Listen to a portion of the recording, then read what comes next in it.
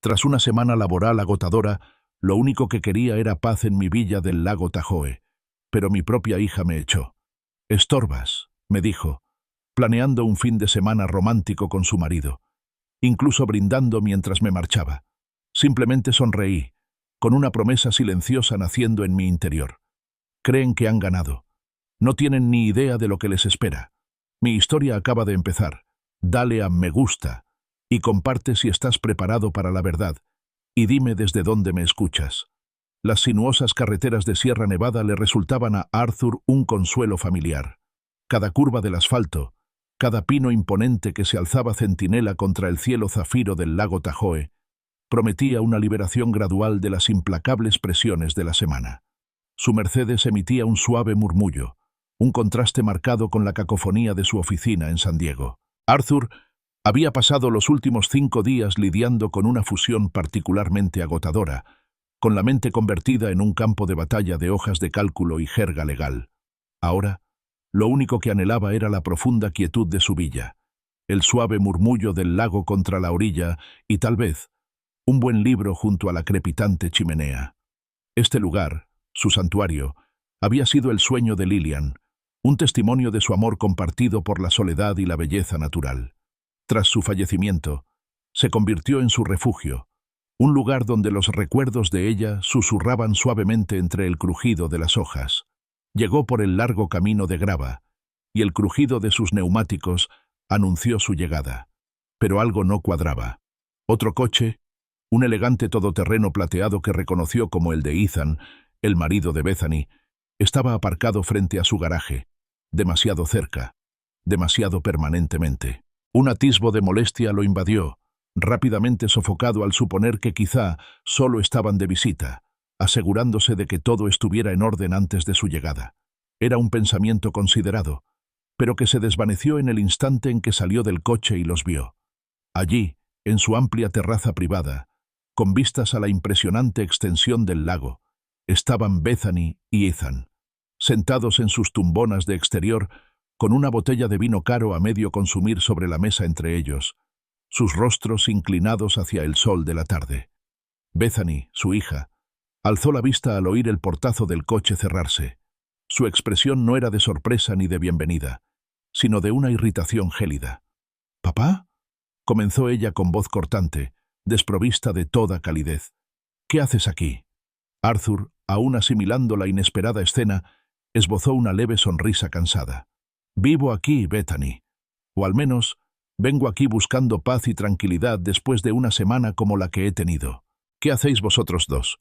Señaló vagamente la escena que tenían ante sí. Su villa, su terraza, su hija y su yerno instalándose como en casa sin siquiera haber llamado por teléfono. Bethany no le devolvió la sonrisa. En cambio, se incorporó del sillón, cruzándose de brazos sobre el pecho, una postura que gritaba desafío. «Papá, no puedes quedarte aquí», dijo con voz firme, sin apartar la mirada. «Ethan y yo estamos planeando un fin de semana romántico. Es importante para nosotros». Las palabras resonaron en el aire fresco de la montaña, como una bofetada fría y dura para Arthur. Sintió cómo se le tensaba la mandíbula, y su cansancio inicial dio paso a una repentina e intensa incredulidad. «Disculpa», logró decir, con la voz apenas audible. «Bethany, esta es mi villa, mi casa. Conduje desde San Diego con la intención de pasar el fin de semana aquí». Ethan, que hasta ahora había permanecido en silencio, se encogió de hombros con un gesto torpe, evitando la mirada de Arthur. Su falta de intervención, su complicidad silenciosa, le dolía como una herida abierta. La respuesta de Bethany fue inmediata y desdeñosa, elevando ligeramente la voz. «Me da igual, papá. Llegamos primero y no nos vamos a ir. Simplemente estorbas». Enfatizó la última frase, como si él fuera un objeto inanimado, un obstáculo que sortear. La crueldad casual de sus palabras, pronunciadas con tal falta de empatía, fue como un puñetazo en el estómago. En la inmensidad y belleza del lago Tahoe, Arthur se sintió de repente pequeño, vulnerable y completamente humillado. Recordaba la suave mano de Lillian sobre su brazo, sus ojos dulces, su súplica durante aquellos primeros meses difíciles tras el diagnóstico.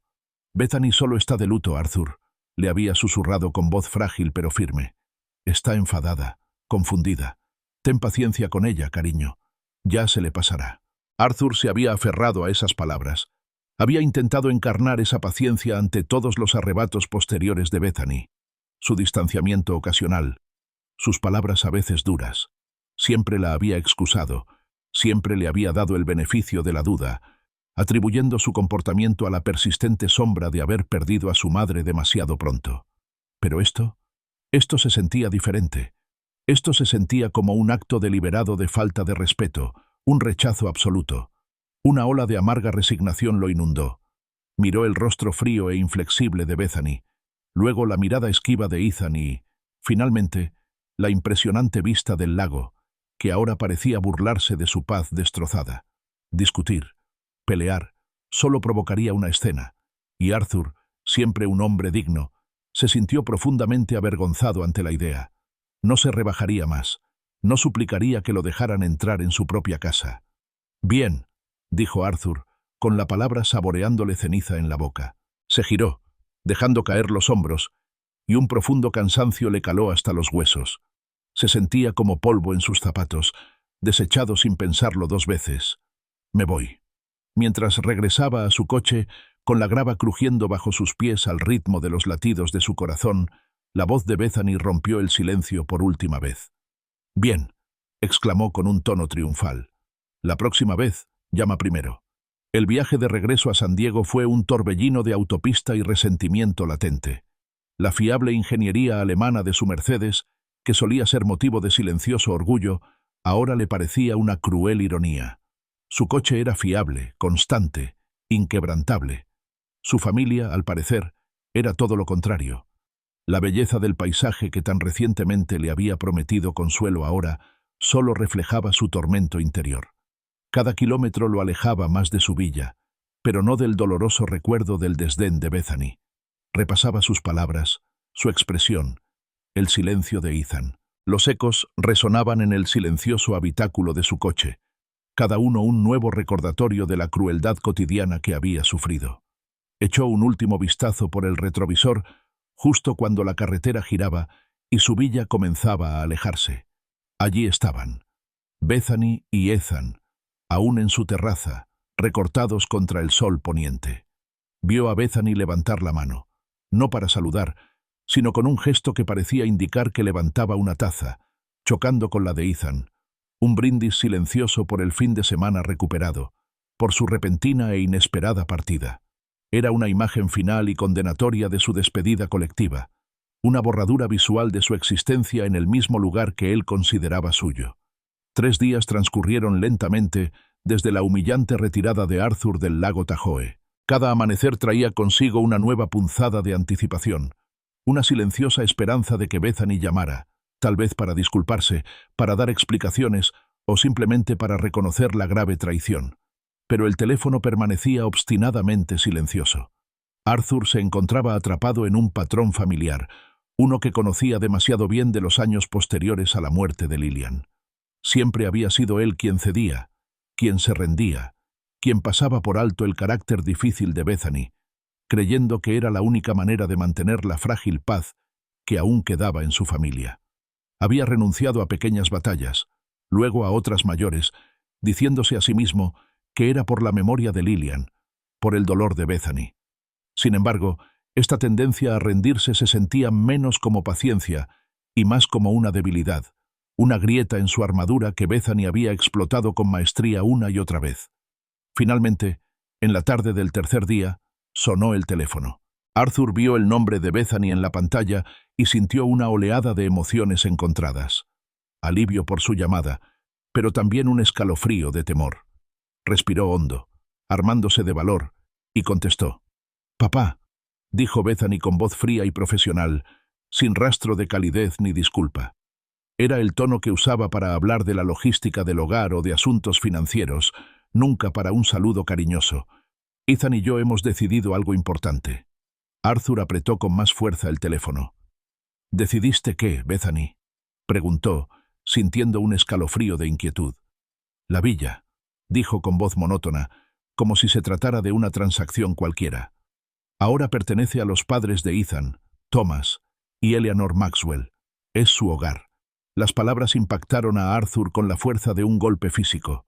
Su mente daba vueltas, luchando por asimilar la pura audacia, la increíble prepotencia de su declaración. Sintió cómo se le helaba la sangre del rostro y un sudor frío le perlaba la frente. «Bethany», jadeó con la voz cargada de indignación, «¿has perdido la cabeza? No puedes simplemente quedarte con mi propiedad. Mi villa. ¿Cómo te atreves siquiera a sugerir algo así?» Se oyó un suspiro de desdén al otro lado de la línea. «En realidad, papá, sí puedo y lo estoy haciendo», replicó ella, endureciendo su voz.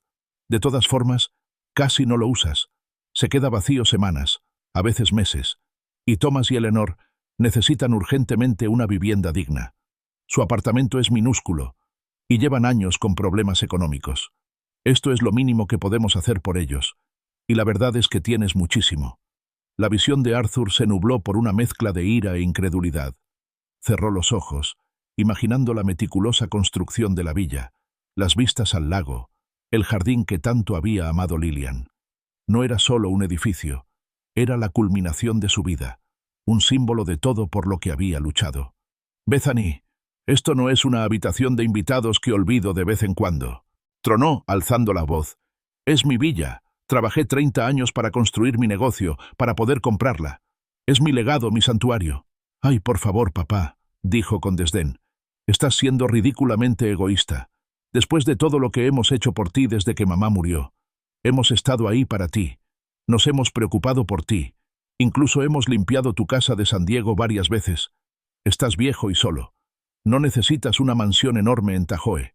La frase «viejo y solo» hirió a Arthur como un dardo envenenado. Pretendía menospreciarlo, humillarlo, recordarle su supuesta vulnerabilidad.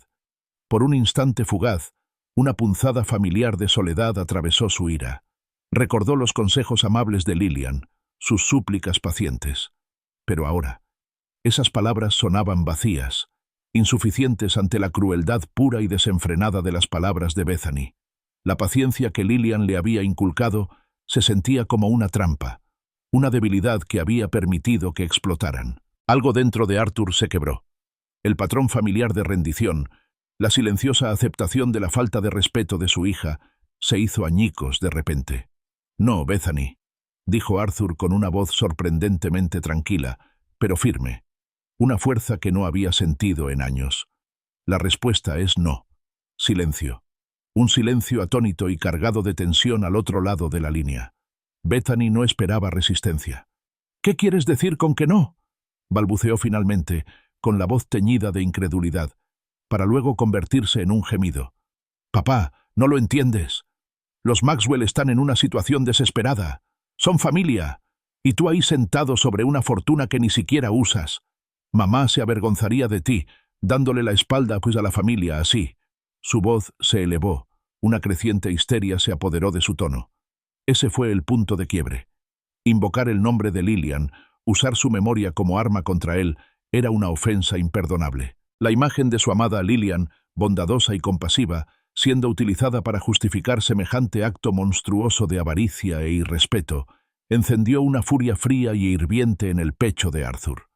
«Tu madre», dijo Arthur con voz baja, pausada y gélida, «estaría horrorizada al ver en qué te has convertido». Y dicho esto, sin decir una palabra más, pulsó el botón de colgar. Era la primera vez en 3 años, desde la muerte de Lillian, que le colgaba a Bethany. El silencio en su estudio de San Diego era profundo, pero ya no era pacífico. Era tenso, eléctrico. Arthur estaba de pie junto al gran ventanal, mirando las luces de la ciudad, pero no veía nada. Su mente trabajaba a toda velocidad, no por el dolor ni el arrepentimiento, sino con una claridad que no había experimentado en años. La víctima, el hombre que se rendía constantemente, acababa de ser sepultado bajo el peso de la crueldad de Bethany. En su lugar, un estratega, frío y decidido, comenzaba a emerger de las cenizas de su humillación. El juego había cambiado. El martes amaneció con una claridad inusual para Arthur. La niebla del dolor y la confusión se había disipado, reemplazada por una fría y aguda determinación. Sentado en su estudio, rodeado por el suave zumbido de su ordenador, Investigaba meticulosamente la legislación inmobiliaria. No buscaba resquicios legales ni tácticas agresivas, sino un conocimiento sólido de sus derechos, de los baluartes legales que protegían su propiedad. Su mente, habitualmente ocupada con complejas fusiones financieras, ahora se centraba con precisión metódica en las complejidades del derecho inmobiliario. Durante todo el día, los mensajes de Bethany no pararon de sonar en su teléfono.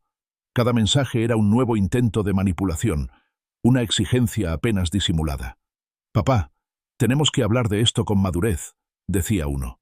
Otro le siguió rápidamente. «No seas tan terco. Esto no ayuda a nadie». Y luego, el más alarmante. «Los padres de Ethan vienen a ver la villa este fin de semana. Tienes que ser razonable».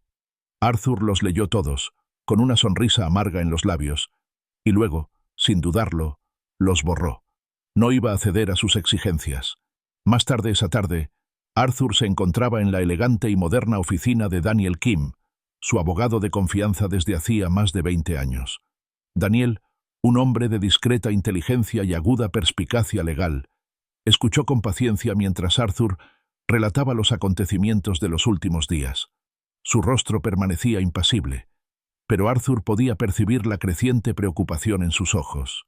«Las disputas familiares por la propiedad pueden complicarse rápidamente, Arthur», dijo Daniel, inclinándose hacia adelante con las manos entrelazadas sobre su reluciente escritorio. «A menudo implican emociones que trascienden la lógica, lo que dificulta la resolución». A continuación, le expuso a Arthur sus opciones, explicándole la importancia de una documentación sólida, los posibles beneficios de un fideicomiso en vida y otras medidas preventivas. «Puede que no tenga tanto tiempo, Daniel», interrumpió Arthur con voz tensa. «Me acaba de mandar un mensaje. Los padres de Ethan vienen este fin de semana a ver la villa. Lo da por hecho». Daniel frunció el ceño. Hizo una pausa, con la mirada fija en Arthur, una franqueza que Arthur agradeció. «Arthur», comenzó en voz baja, «¿alguien está intentando echarte de tu propiedad?» Arthur asintió simplemente, y aquella admisión reafirmó su determinación. La expresión de Daniel se endureció, una clara señal de que el abogado había pasado de escuchar con empatía a defender con determinación. «De acuerdo», dijo Daniel con tono firme. «Esto es lo que tienes que hacer.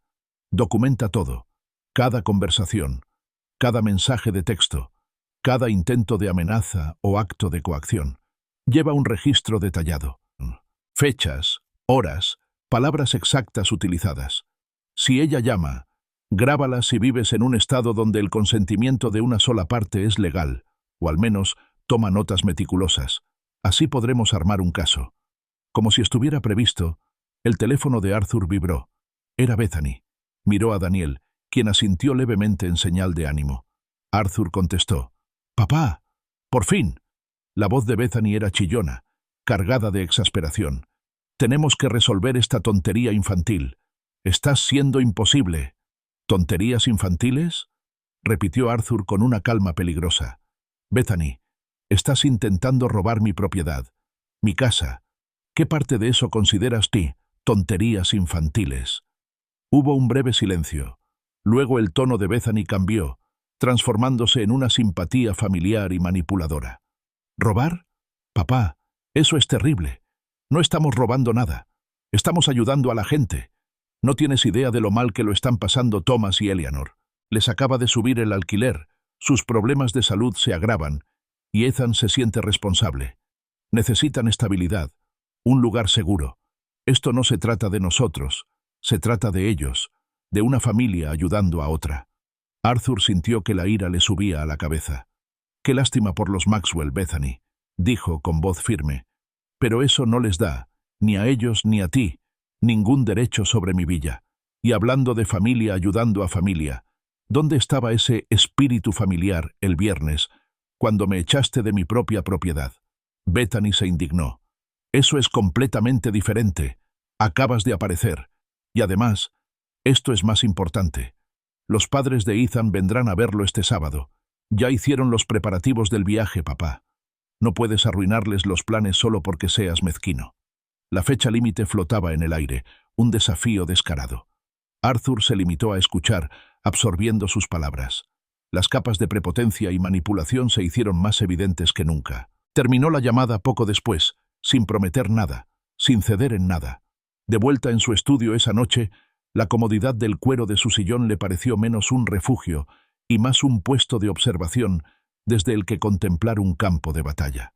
Reflexionó sobre las palabras de Bethany, sus acusaciones de egoísmo, y entonces lo golpeó la dolorosa realidad. Durante años, Bethany no lo había visto como un padre amoroso, sino como su cuenta bancaria personal. Recordó la fastuosa boda que había pagado, muy por encima de su presupuesto inicial, porque era lo que mamá hubiera querido. El coche nuevo que le compró cuando el suyo se averió, porque necesitaba un vehículo fiable para ir a trabajar. Los interminables gastos universitarios, a pesar de sus notas mediocres, porque solo necesitaba un poco más de apoyo. Siempre, siempre había dado, creyendo que construía puentes, que fomentaba el amor. En cambio, había creado un monstruo de arrogancia. El amable consejo de Lillian, «Ten paciencia con ella, cariño. Está asimilando la situación», sonaba ahora hueco, un susurro fantasmal que ya no servía de nada. El asimilación de Bethany se había transformado en algo mucho más siniestro, una explotación calculada. Arthur se levantó y caminó hacia el gran ventanal que daba a su jardín impecablemente cuidado. El cristal reflejaba su imagen, un hombre de casi 60 años, con el pelo plateado perfectamente peinado y el rostro marcado por una vida de trabajo duro y, hasta entonces, de silenciosa resignación. Miró las fotos enmarcadas sobre su escritorio, el rostro sonriente de Lillian, una imagen de una Bethany más joven y feliz. El recuerdo de Lillian, fuerte y con principios, una mujer que conocía el valor de la disciplina y los límites, le servía ahora de inspiración. Ella no habría tolerado esto. «Basta», susurró Arthur en la silenciosa habitación, con voz firme y resuelta. Ya no se dejaría pisotear, ya no se rendiría. ¿Quién?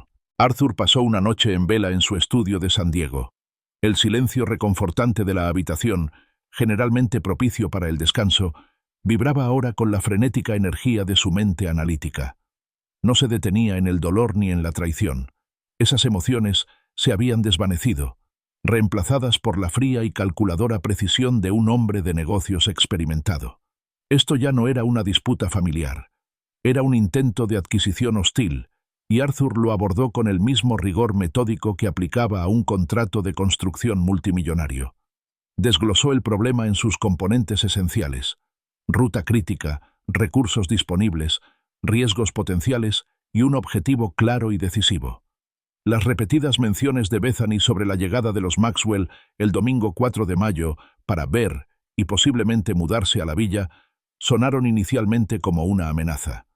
Pero Arthur, con su recién adquirida claridad, la reconoció por lo que realmente era: un error táctico. Reveló su limitación, un plazo autoimpuesto. Esto le dio una ventaja. En los negocios, revelar tu cronograma a menudo significaba revelar tu desesperación, y Bethany, en su arrogancia, acababa de hacer precisamente eso. Las lecciones aprendidas durante décadas de negociaciones cruciales volvieron a su mente. Nunca se debe negociar por desesperación. La ventaja informativa es clave. El momento oportuno lo es todo. Arthur sabía que Bethany creía que él estaba desesperado por salvar su relación, ya de por sí deteriorada, para evitar más conflictos. Ella pensaba que él cedería, como siempre, ante sus súplicas emocionales y amenazas apenas disimuladas. Ignoraba por completo que, mientras ella se ocupaba de los preparativos de la mudanza, él estaba ocupado contratando abogados y elaborando estrategias. Recordó un trato particularmente difícil años atrás, cuando un promotor inmobiliario despiadado llamado Victor Sterling intentó intimidarlo para que vendiera un terreno privilegiado a precio de saldo. Sterling había empleado tácticas agresivas, plazos falsos y amenazas veladas, al igual que Bethany. Arthur lo había superado en astucia, convirtiendo la propia agresividad de Sterling en su perdición. Los paralelismos eran evidentes, casi sobrenaturales. Bethany, en su intento de presionarlo, le estaba dando, sin saberlo, el tiempo preciso que necesitaba para tenderle la trampa perfecta. Alrededor de la medianoche, Arthur recibió otro mensaje de Bethany en su teléfono. «Papá, Los padres de Ethan encontraron una empresa de mudanzas para el domingo. Por favor, no lo compliques más de lo necesario. Es por la familia. Arthur apenas registró las palabras, más allá de la confirmación de la fecha límite del domingo. La audacia, la presunción de sus acciones, era asombrosa. Empresas de mudanzas. Ya se estaban mudando. Le recordó otro incidente, años atrás, con un joven y ambicioso arquitecto llamado Julian Rossi. Rossi había presentado hermosos y detallados planos arquitectónicos de una propiedad que ni siquiera era suya, confiado en que podría adquirirla después. Arthur, con cortesía pero con firmeza, le informó que la propiedad no estaba en venta. Rossi aprendió una dura lección ese día sobre el derecho frente a la propiedad. Bethany, al parecer, estaba a punto de aprender una similar, mucho más dolorosa. Arthur comenzó a hacer inventario de sus recursos. Primero, sus activos financieros. No solo tenía una situación económica cómoda, era sumamente rico, capaz de superar cualquier adversidad legal. Segundo, su representación legal. Daniel Kim era un aliado formidable, respetado y tenaz. Tercero, su extensa red de contactos comerciales. Conocía gente especializada en diversos campos, gente que le debía favores o que simplemente admiraba sus prácticas comerciales éticas y firmes. Y finalmente, estaba Leo. Leo era un prodigio, un brillante ingeniero de software al que Arthur había asesorado años atrás, ahora un experto líder en seguridad y vigilancia digital. Leo era una carta que no había utilizado en mucho tiempo, pero sabía que sería invaluable. Un vago recuerdo de la voz de Lillian afloró a su mente, un comentario juguetón de hacía años. «Arthur, eres el hombre más bondadoso que conozco», había dicho con los ojos brillantes. «El 95% del tiempo. Pero ese otro 5%, tienes un lado despiadado, mi amor, uno verdaderamente formidable». Arthur sonrió sin humor. Ese otro 5% estaba a punto de hacer una aparición grandiosa e innegable. Bethany estaba a punto de conocer una faceta de su padre que desconocía por completo. A las 2 de la madrugada, su plan estaba bien encaminado. Un detallado esquema para un ataque silencioso y preciso. Primero, una llamada a Leo por la mañana para discutir los aspectos técnicos. Segundo, una reunión con Daniel Kim para ultimar la estrategia legal y preparar la documentación necesaria. Tercero, un viaje discreto al lago Tahoe, no para enfrentarse a Bethany, sino para preparar la villa. Y finalmente, la ejecución, el domingo 4 de mayo, fecha prevista para que Bethany y los Maxwell tomaran posesión. Arthur finalmente cerró los ojos, no para dormir, sino para visualizar. Vio la escena desarrollarse, cada detalle, cada reacción. No sintió ira, ni tristeza, solo una profunda sensación de propósito. El domingo por la mañana llegaría a la villa un Arthur muy diferente, uno que ella jamás había conocido. Arthur se despertó el martes por la mañana con más energía que en años. El cansancio persistente de su intensa semana laboral y el dolor inicial de la traición de Bethany habían desaparecido, reemplazados por una determinación férrea. Sintió una silenciosa emoción de anticipación, como la que solía experimentar antes de cerrar un trato comercial particularmente difícil. A las 9 en punto, caminó la corta distancia hasta el modesto bungalow de Leo. Leo, un joven brillante de casi 30 años, había sido un prometedor becario en la empresa de Arthur, demostrando una comprensión intuitiva de la tecnología que rayaba en la genialidad. Arthur había invertido en la primera empresa emergente de Leo, reconociendo esa chispa innovadora tan singular. Leo saludó a Arthur con una cálida sonrisa, sorprendido por la visita tan temprana. Arthur no perdió tiempo. «Leo, tengo un proyecto técnico creativo para ti, uno que requiere tus habilidades únicas». Los ojos de Leo se iluminaron. Su curiosidad se despertó de inmediato. ¿Un proyecto técnico creativo? Eso suena mucho más interesante que depurar cortafuegos corporativos, Arthur. Cuéntame más. Arthur se inclinó hacia adelante, con un brillo cómplice en los ojos.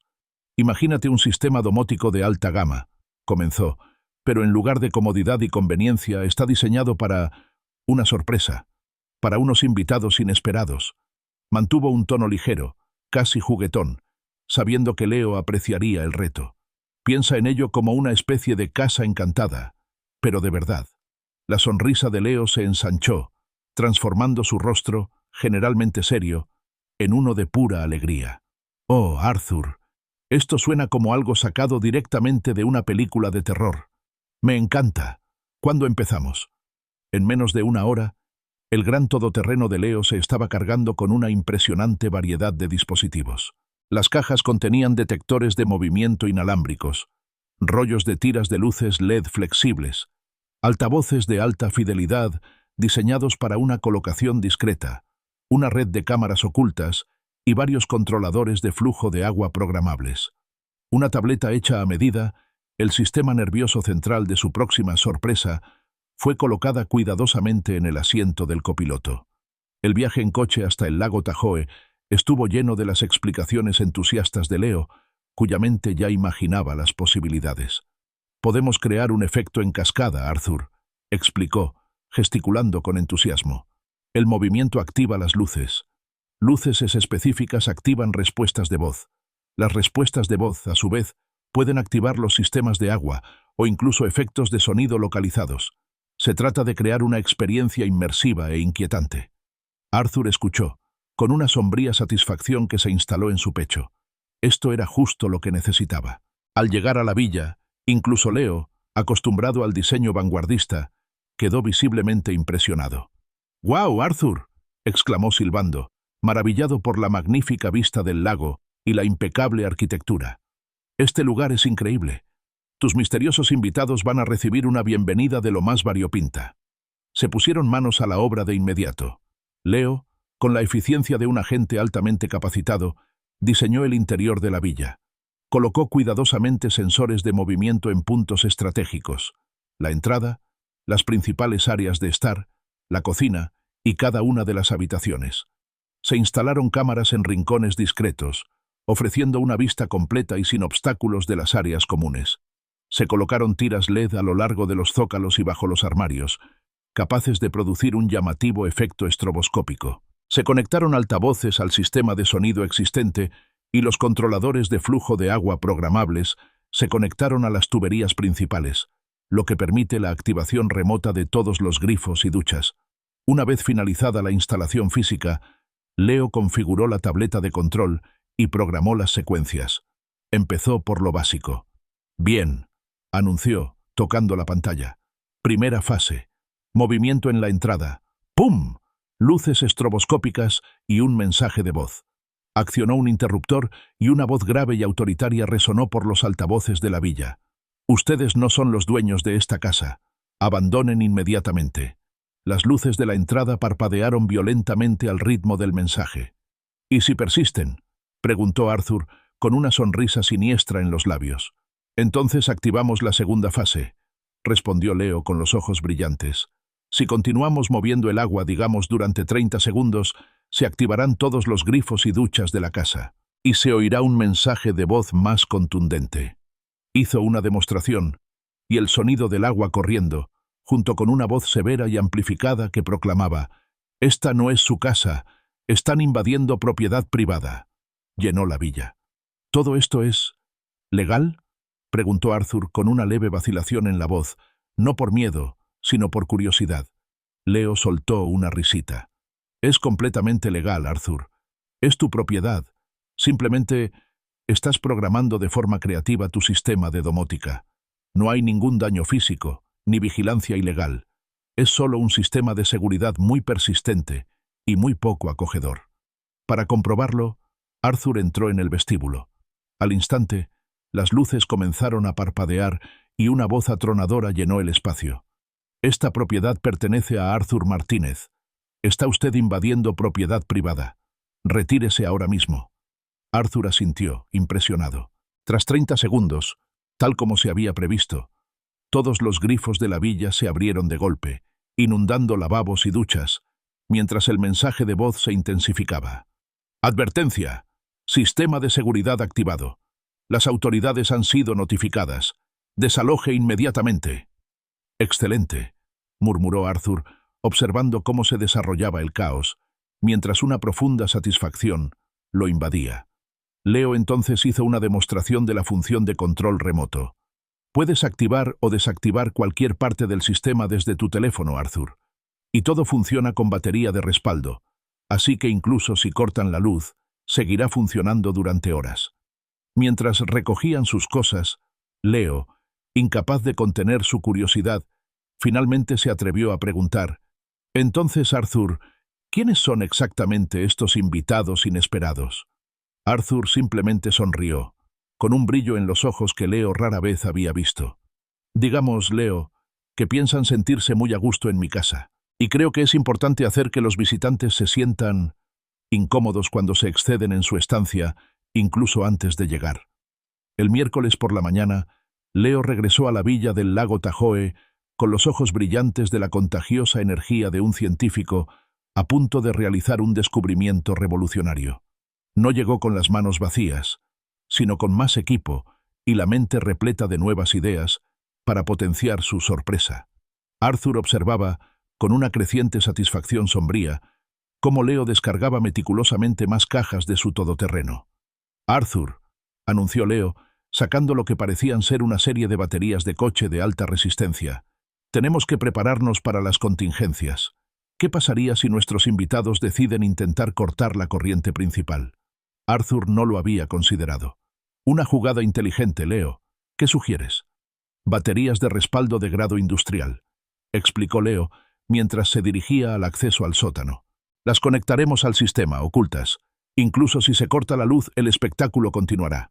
En menos de una hora, se instaló una fuente de alimentación de respaldo discreta y potente, garantizando el funcionamiento ininterrumpido del caos cuidadosamente orquestado que se avecinaba. A continuación, Leo presentó una serie de proyectores compactos de alta definición. «Y ahora, los efectos visuales», anunció con entusiasmo. «Los usaremos para proyectar sombras en movimiento, figuras danzantes y formas parpadeantes en las paredes. Impacto psicológico, Arthur. Esto va a ser legendario». «Mis misteriosos invitados», reflexionó Arthur esbozando una sonrisa seca, «van a pensar que han entrado en una película de casas encantadas». «¡Exacto!», exclamó Leo radiante. Colocaron los proyectores estratégicamente, probando ángulos y dispersión de la luz. Pronto, las elegantes paredes de la villa comenzaron a albergar un inquietante ballet de formas espectrales. Una sombra fugaz que cruzaba el pasillo, una figura demacrada que aparecía brevemente en un rincón oscuro, el perturbador parpadeo de formas irreconocibles en la periferia. Los efectos eran sutiles pero profundamente inquietantes, diseñados para erosionar la sensación de seguridad de una persona sin revelar su origen. Para complementar el aspecto visual, Leo instaló un nuevo conjunto de altavoces profesionales, mucho más pequeños y discretos que los anteriores. Estos fueron meticulosamente colocados por toda la villa, conectados al sistema de control central. Luego los programó con una serie de inquietantes efectos de audio. El leve y rítmico crujido de las tablas del suelo en una habitación vacía, el suave murmullo de susurros ininteligibles, el lejano aullido del viento a través de rendijas inexistentes y el escalofriante sonido de pasos que se acercan y se detienen de repente. Al final del día, la villa se había transformado por completo. Lo que antes era un sereno santuario se había convertido en un escenario meticulosamente diseñado para un thriller psicológico. Cada mejora tecnológica funcionaba en conjunto, convirtiendo el espacio en una entidad consciente, atenta a sus ocupantes y decidida a repelerlos.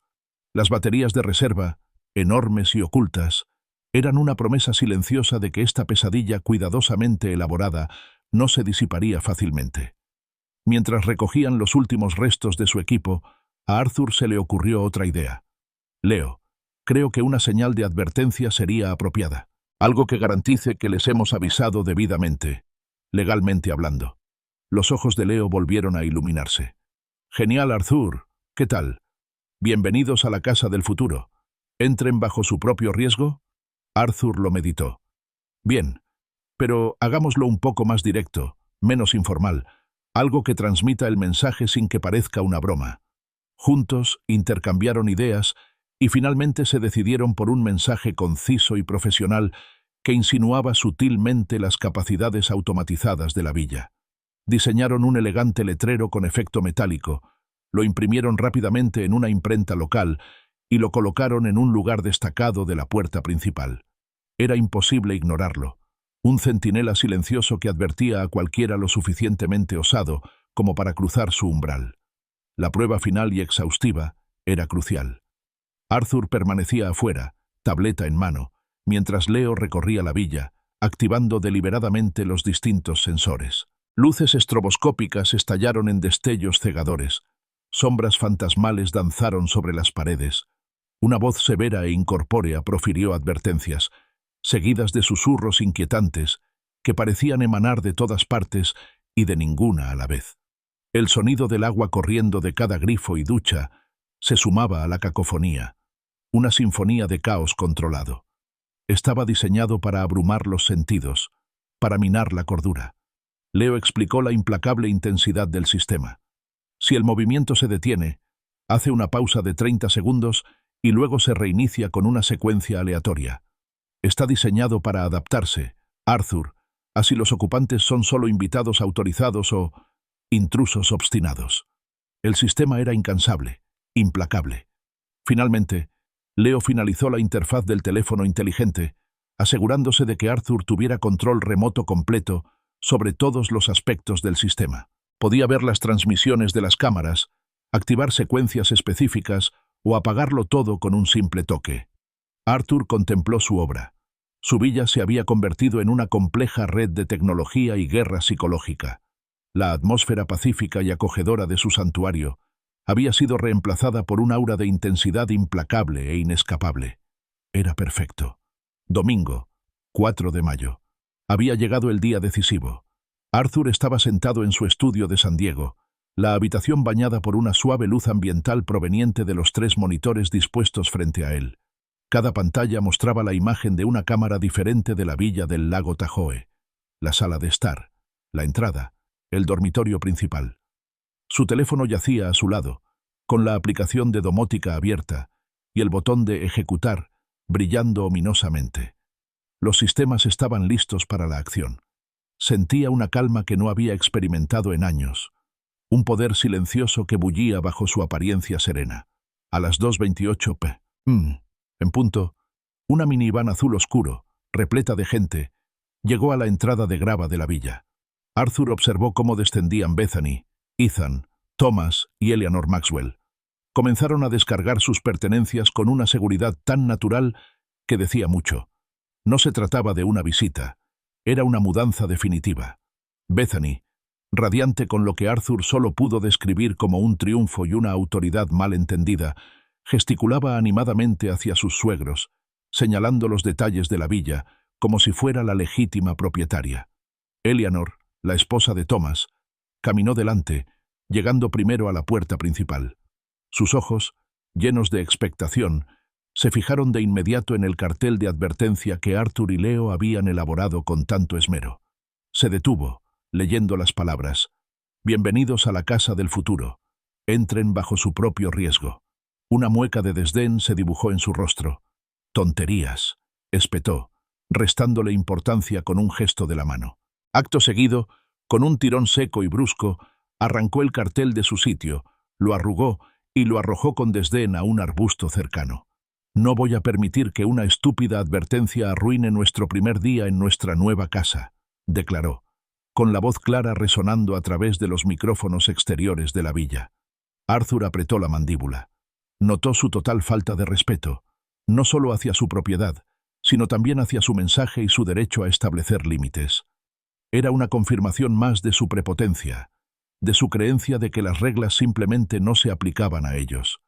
Ethan dio un paso al frente, con una copia de la llave en la mano, y con un giro seguro, abrió la puerta. La pesada ventana de roble se abrió, dejando ver el gran vestíbulo. «Siéntanse como en casa», anunció Bethany, con su voz resonando en el recibidor. «Este lugar es suyo ahora». Eleanor jadeó, con una expresión de pura satisfacción. «No puedo creer lo fácil que fue», le susurró a Thomas, lo suficientemente alto para que Arthur la oyera. «Hay gente que es muy fácil de convencer». Los sensores de movimiento registraron al instante a las 4 personas dentro. Arthur las observó moverse, explorar la sala, maravillarse con la vista al lago. Esperó, con el dedo sobre el botón de ejecutar, Dejaría que se sintieran cómodas, que se acomodaran, que creyeran de verdad que habían ganado. Dejaría que la oscuridad cayera. A las 10 p.m. en punto, después de horas observándolos cenar, desempacar algunas cajas e instalarse en lo que creían que eran sus nuevas habitaciones, Arthur actuó. Con un suspiro deliberado, pulsó ejecutar en su teléfono inteligente. Caos instantáneo. Las luces de toda la villa comenzaron a parpadear violentamente, un ataque cegador y desorientador a los sentidos. Simultáneamente, todos los grifos y duchas de la casa se abrieron de golpe, lanzando un chorro de agua ensordecedor. Desde los altavoces discretamente colocados, el asistente de voz automatizado resonó con voz grave y resonante. «Atención, se ha detectado una intrusión no autorizada. Usted no es el propietario de esta casa. Abandone el lugar inmediatamente». En sus monitores, Arthur vio a Bethany y Ethan incorporarse de golpe en la cama, con los ojos desorbitados por el terror. En el dormitorio principal, Thomas y Eleanor salieron tambaleándose, desorientados y gritando. Eleanor dejó escapar un alarido desgarrador cuando uno de los proyectores de Leo proyectó la sombra fantasmal de una figura que danzaba en la pared junto a ella. Los sensores de movimiento, diseñados precisamente para esto, registraron sus frenéticos movimientos. Cuanto más corrían, más agresiva se volvía la casa. Las advertencias se intensificaron.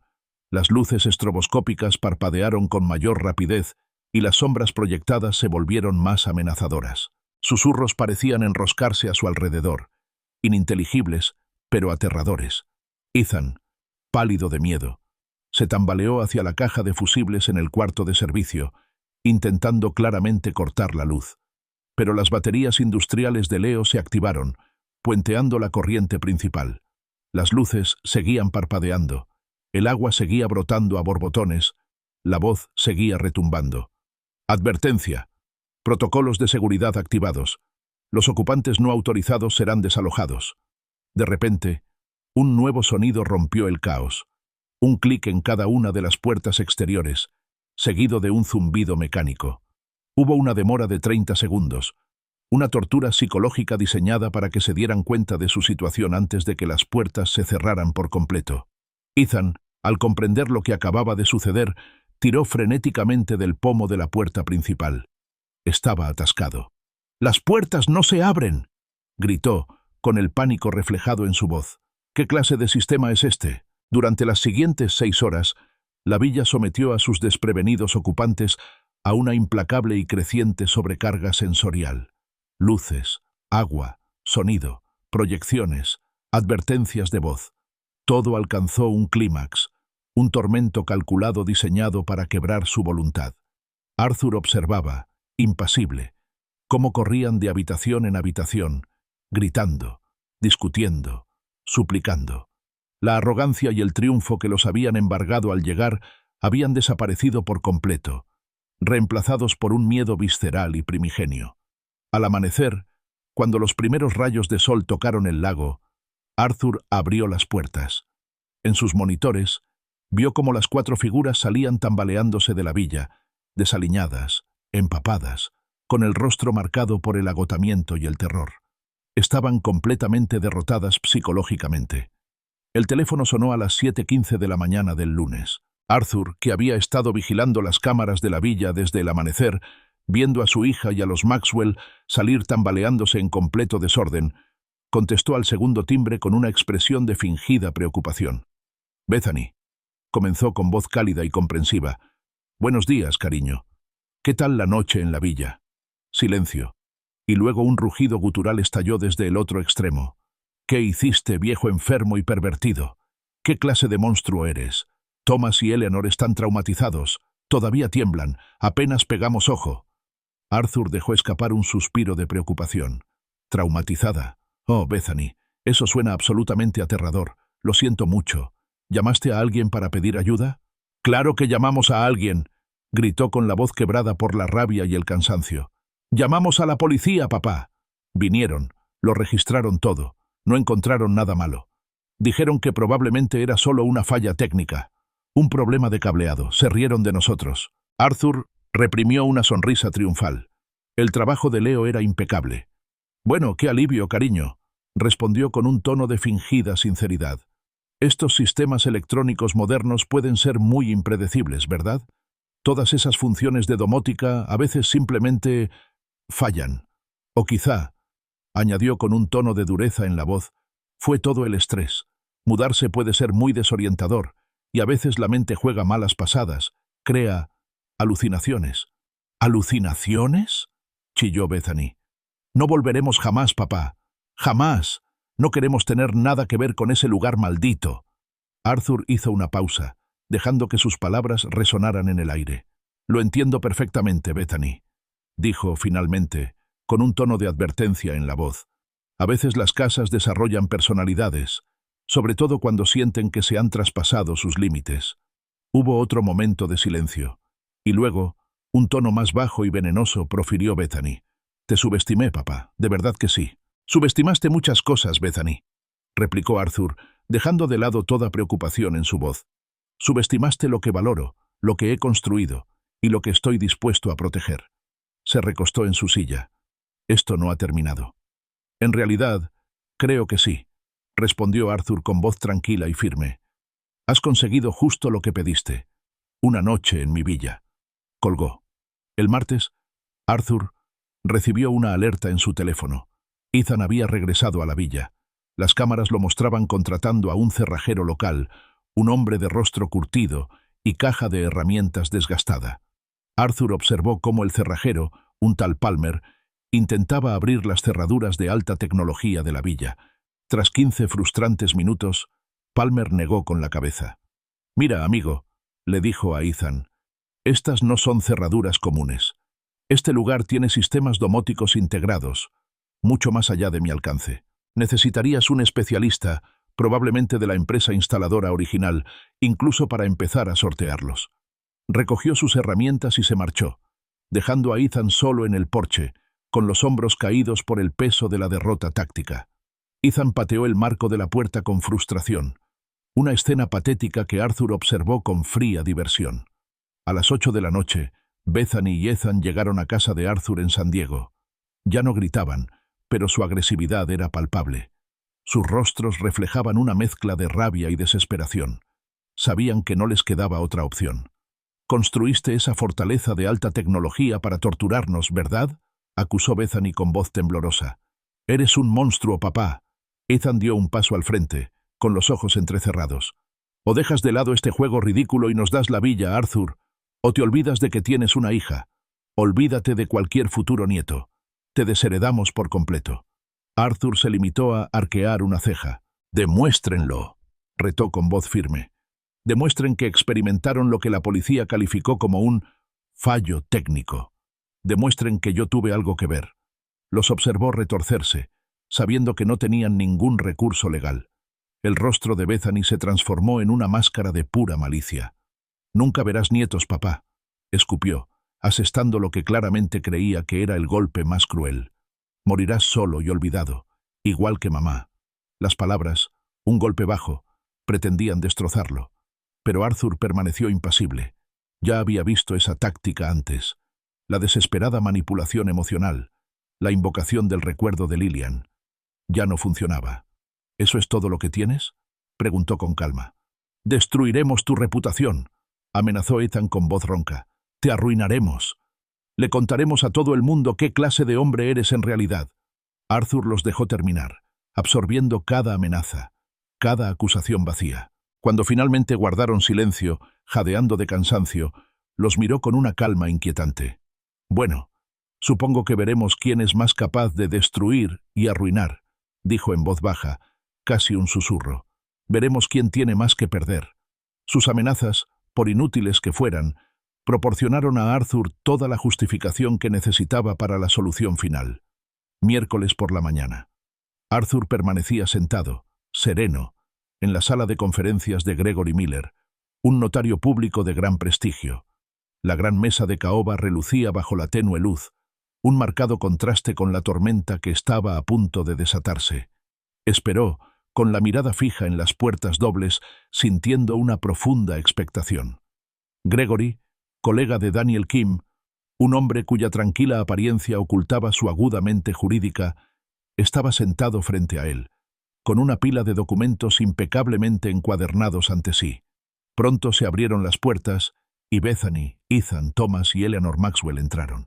Sus rostros, aunque aún reflejaban el terror de la noche del domingo, también mostraban una renovada confianza.